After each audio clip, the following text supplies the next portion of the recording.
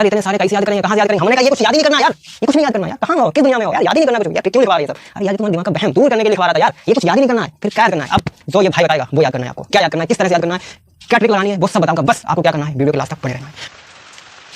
Hello बच्चों, आज हम बात करने वाले हैं त्रिकोणमिति का परिचय। इस चैप्टर से हर साल यूपी बोर्ड में क्वेश्चन पूछे जाते हैं, तो इसीलिए इंपॉर्टेंट चैप्टर है और एक एक टर्म यहाँ पर हम कंसेप्ट को सीख कर काम करेंगे और साथ साथ ट्रिक भी यहाँ पर हम लगाएंगे। तो इसीलिए वीडियो के लास्ट तक बने रहें और चैनल पर नए हैं चैनल को सब्सक्राइब करें। तो इसी के साथ वीडियो को स्टार्ट करते हैं।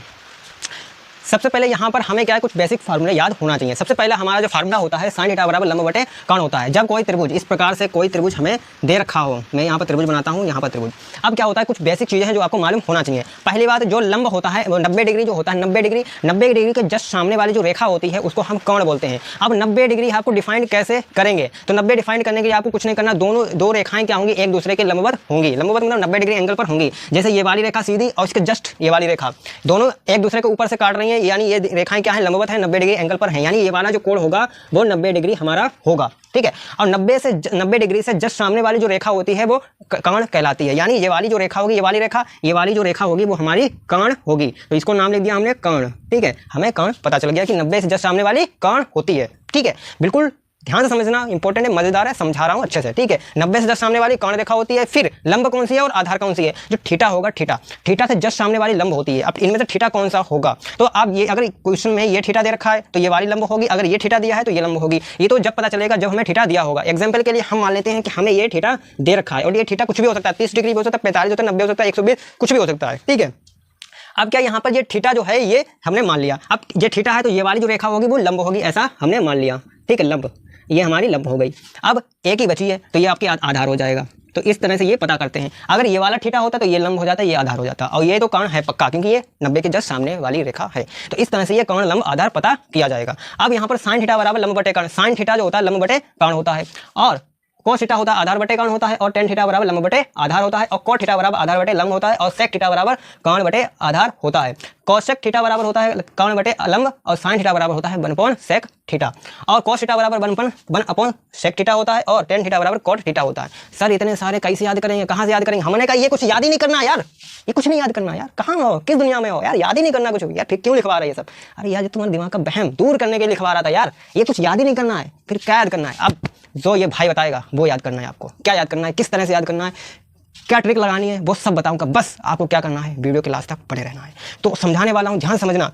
इसको समझने के लिए, यानी इसको याद करने के लिए, जो भी आप समझो इसको क्वेश्चन में सॉल्व कर जाए बिना याद किए, इसके लिए आपको 3 चीज़ें आपको समझनी पड़ेंगी। 3 चीज़ें हैं और एक ग्राफ है, 3 चीज़ें और एक ग्राफ आपको समझना होगा। इसके अलावा कुछ नहीं करना है, सिंपल सा आपको ध्यान फोकस यहाँ पर करना है। एक एक चीज़, एक एक कंसेप्ट बिल्कुल दिमाग में बैठा दूंगा। क्या करना है आपको, 3 चीज़ें याद रखनी है, वैसे 4 चीज़ें याद रखनी है। कौन कौन सी चीज़ें? आपके 3 वर्ड होते हैं, हमारे ट्रिग्नोमेट्री में 3 वर्ड होते हैं जिनका बहुत यूज़ किया जाता है। पहला होता है ASTC, इनका वर्ड का यूज किया जाता है और ट्रिग्नोमेट्री टिप्स पर हो जाती है। कैसे? हमारे पास इसको हमें समझाने के लिए क्या करना है, हमें 3-4 कॉलम की आवश्यकता पड़ेगी। अब कौन कौन से 4 कॉलम है, हम इस तरह से एक रेखा खींच देते हैं, सिंपल सी इस तरह से रेखा खींच देते हैं।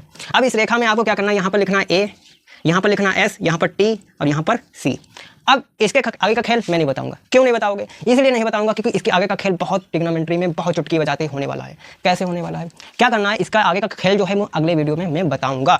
अब इसका जो खेल है वो कैसे क्या क्या होगा वो अभी थोड़ी सी जानकारी हम दे देते हैं। जैसे हमें cos theta, cos 30, cos 120, cos 120 हो गई, cos 90 हो गई, आपकी cos 180 हो गई, 360 हो गई, 270 हो गई, 245 हो गई, tan हो गया, sin हो गया, cos हो गया, जितने भी ट्रिग्नोमेट्री फलन है इनकी जो वैल्यू है वो निकालने के लिए इसका यूज किया जाता है। और इसका यूज समझाने के लिए थोड़ा सा हमें बेसिक लंबे समय तक जाना पड़ेगा, और उसका जो बेसिक है वो यहाँ पर है। इसका बेसिक हम इस लेक्चर में पढ़ने वाले हैं, यानी इस लेक्चर में जब तक हम छोटी छोटी बेसिक चीज़ें नहीं सीखेंगे तब तक हम इसका यूज नहीं कर पाएंगे। इसीलिए हम क्या करेंगे, आज के लेक्चर में इसका बेसिक टर्म है वो सीखेंगे, और अगला जो लेक्चर होगा उसमें हम इसको डिटेल में एनालिसिस करेंगे और समझेंगे।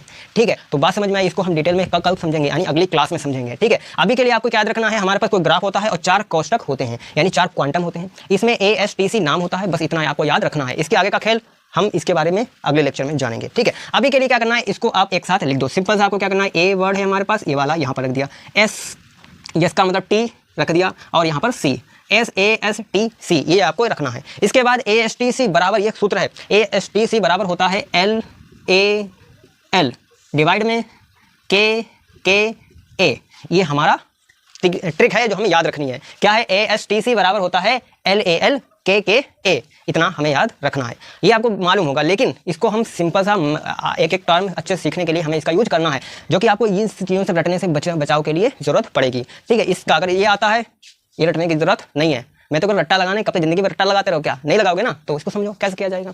अब इसको बेसिक आपको क्या करना है, यहाँ पर जो L होता है इसको हम लिखते हैं साइन, L को हम लिखते हैं साइन थीटा, और A होता है कॉस थीटा, और ये होता है tan theta, tan theta, sine cos tan. ये होता है आपका कॉसेक, और ये होता है सेक थीटा, और ये होता है कॉट थीटा।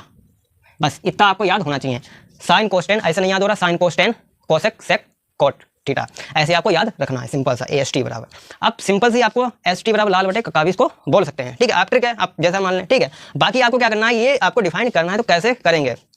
मैंने बोला साइन थीटा, इसकी बात हो रही है sine theta. Sine theta just यहाँ पर आया है, साइन थीटा के नीचे क्या है, लंब है यानी L, और कर्ण है, लंब कर्ण, और नीचे क्या है, डिवाइड है, तो लंब बटे कर्ण। तो मैंने यहाँ पर क्या लिखा, साइन थीटा बराबर लंब बटे कर्ण लिख दिया। फिर अगला क्या है, कोस थीटा, कोस थीटा में A और K और डिवाइड है, तो आधार A से आधार, K से कर्ण, तो आधार बटा कर्ण, कोस थीटा बराबर आधार बटा कर्ण। फिर टेन थीटा लंब बटा आधार, तो मैंने वही लिखा टेन थीटा लंब बटे आधार। फिर आ गया तो कोसेक थीटा, कोसेक थीटा क्या है, कर्ण बटे लंब, उल्टा हो गया, कोसेक थीटा देख लो, कोसेक थीटा कर्ण बटे लंब हो गया।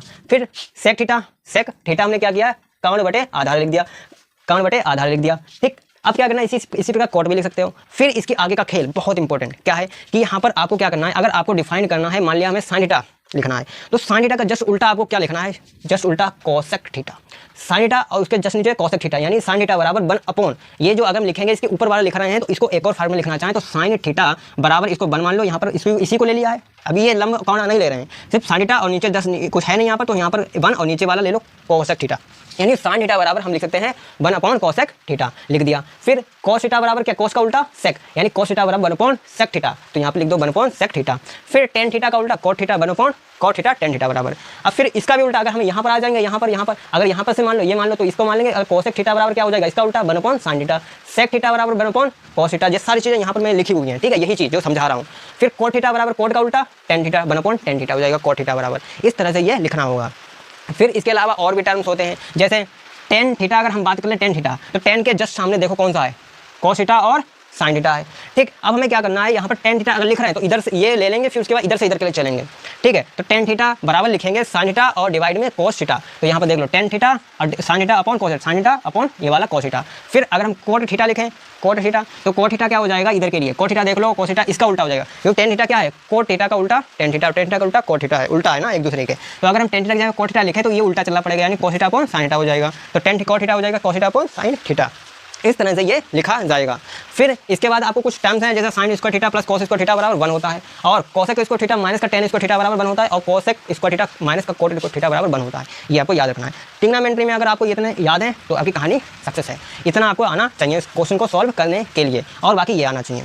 फिर ये है, ये तो बहुत इंपॉर्टेंट है यार, वरदान है, वरदान, ये वाला जो टर्म है ये वाला वरदान है, लेकिन ये वरदान मैं अगले वीडियो में बताऊंगा क्या वरदान है, इसके बारे में हम डिटेल में अगले वीडियो में जानेंगे। तो उम्मीद है इस लेक्चर में आपको हर चीज़ समझ में आई होगी। अगर समझ में आई है तो बस आपको क्या करना है, वीडियो को लाइक करना है, शेयर करना है। तो इसी के लिए वीडियो के लास्ट तक बने रहेंगे। थैंक यू, मिलते हैं नेक्स्ट वीडियो में, तब तक के लिए थैंक यू।